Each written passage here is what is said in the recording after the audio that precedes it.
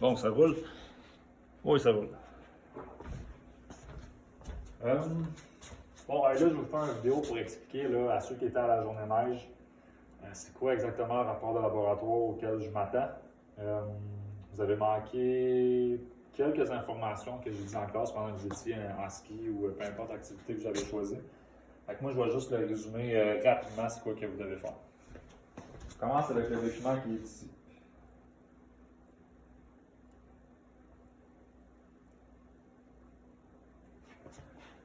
Ça vous rafraîchit la mémoire.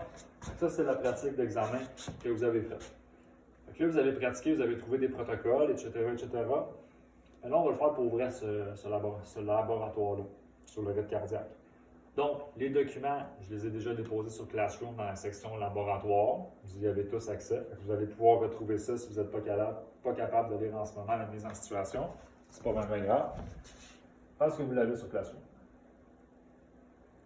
Dans la mise en situation qui était ici, je vous disais la phrase importante, là, de quelle façon votre rythme cardiaque change-t-il par rapport à votre rythme de repos à la suite des contraintes que vous lui imposez.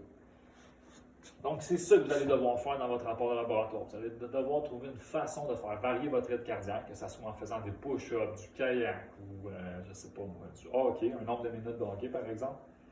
Bien, trouver une façon de faire varier votre rythme cardiaque pour voir comment est-ce qu'il varie, justement, ce rythme cardiaque-là. Et une des contraintes que je vous donnais, c'est que vous devez tracer un graphique justement pour pouvoir illustrer comment est-ce que la fréquence cardiaque elle varie. Donc ça, c'était pour la mise en situation que je vous avais donnée. Là, ça va être important. Pour le laboratoire, ça va être écrit encore une fois sur la feuille quand vous allez le voir sur Classroom, si vous n'êtes pas capable de lire ici. Mais pour ce laboratoire, aucun tableau de calcul et d'erreur ne sera demandé, ni aucun calcul d'erreur, car aucune erreur relative ne sera calculée dans vos variables. Ça, c'est important. Vous n'avez pas à faire ces sections-là pour votre rapport de laboratoire parce qu'il n'y a pas d'erreur relative que vous allez devoir calculer. Par contre, il va y avoir des erreurs absolues. Par exemple, si vous utilisez un chrono, mais il y a un chiffre à ce chrono-là qu'on est capable de mesurer, la plus petite graduation. Ça, à ce moment-là, vous pouvez trouver votre erreur absolue et le mettre dans le tableau. Mais il n'y a pas, je le répète, il n'y a pas de tableau des calculs d'erreur.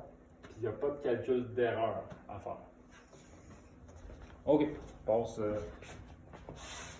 passe à la prochaine partie. Fait que là, comme d'habitude, vous allez avoir but, variable indépendante, constante, etc., etc. Vous faites un rapport complet. Je m'attends à avoir toutes les parties, sauf les parties que j'ai mentionnées là, que je ne voulais pas, comme le tableau des calculs d'erreur et les calculs d'erreur. Sinon, tout le reste est supposé être là. Puis il est supposé avoir un graphique également. Donc là, il y a un autre document que je vous ai donné, qui est ici. Fait ça, je vous l'ai donné sur Classroom dans la section laboratoire, dans les devoirs.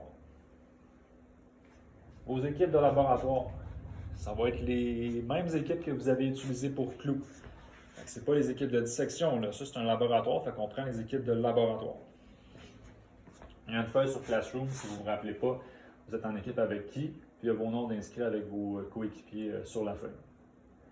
Donc, là, comme d'habitude, vous êtes habitué, vous écrivez votre but, votre variable dépendante, indépendante, des constantes, etc. Dans le tableau, si on regarde le tableau, il va y avoir 3 colonnes. La première colonne, ça va être la variable indépendante, donc celle que vous avez décidé de choisir. La deuxième variable, ça va être la deuxième colonne, ça va être pour la variable dépendante.